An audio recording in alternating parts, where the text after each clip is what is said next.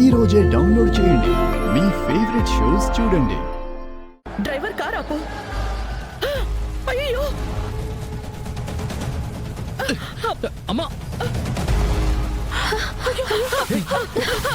జాగ్రత్త జాగ్రత్త. కనీసం సగం స్టాక్ నైనా కాపాడగలిగాం. మేనేజర్, ఏంటిదంతా? ఎలా జరిగింది ఈ పని? ఈ పొగ, ఈ మంటలు ఇక్కడున్న వాళ్లే కదా రాజేస్తారు. ఇక్కడున్న వాళ్ళంటే ఆనంద అత్తయ్య గారు.